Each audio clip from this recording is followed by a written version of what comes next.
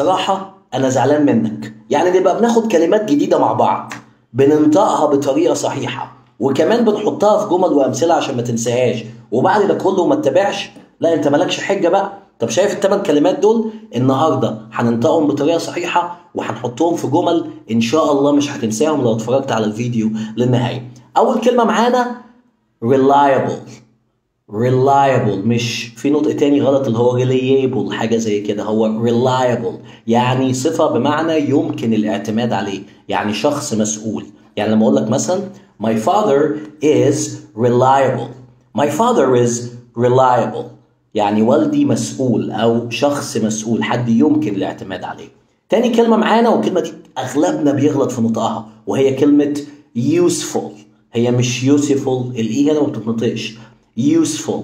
useful يعني مفيد. اوكي this video is useful. الفيديو ده مفيد. تالت كلمة معانا النهارده وهي كلمة نطقها اهو tuition. tuition. tuition يعني المصاريف الدراسية. For example, if you want to take a course with me, you have to pay tuition.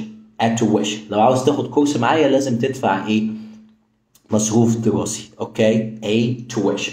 اوكي رابع كلمة معانا وهي كلمة demand.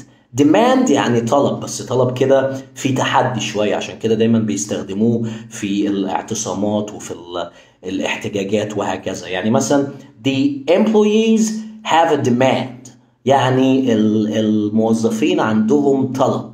اوكي demand. demand. خامس كلمة معانا وهي كلمة recipe. recipe دي من الكلمات القليلة في الانجليش اللي الاي في الاخر فيها بتتنطق. بص بالراحة اهي recipe. recipe يعني الوصفة. مثلا وصفة المحشي، وصفة الطبخة بتاعت المحشي the recipe of stuffed rice. stuffed rice يعني المحشي. اوكي الكلمة اللي بعد كده وهي كلمة loose. loose. loose يعني مفكوك او بدون قيود، صفه بمعنى مفكوك او بدون قيود او مش ثابت. يعني لما اقول لك the dog is loose يعني الكلب سايب، الكلب مش مربوط مش مقيد. the dog is loose.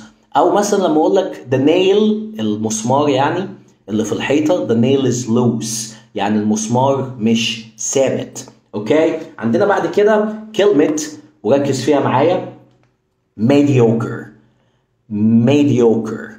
mediocre يعني average يعني متوسط. لما اقول لك مثلا I'm mediocre at tennis يعني انا متوسط في التنس مش محترف قوي، يعني لا وحش ولا حلو. mediocre or I'm mediocre at English. اخر كلمة معانا النهاردة وهي كلمة cavalry. cavalry. cavalry معناها الجنود اللي راكبين عربية مسلحة. اوكي ف for example the cavalry climbed up the hill. The cavalry climbed up the hill. اوكي لو الفيديو عجبك ما تنساش تعمل شير ولايك، وانا متأكد انك استفدت. سلام.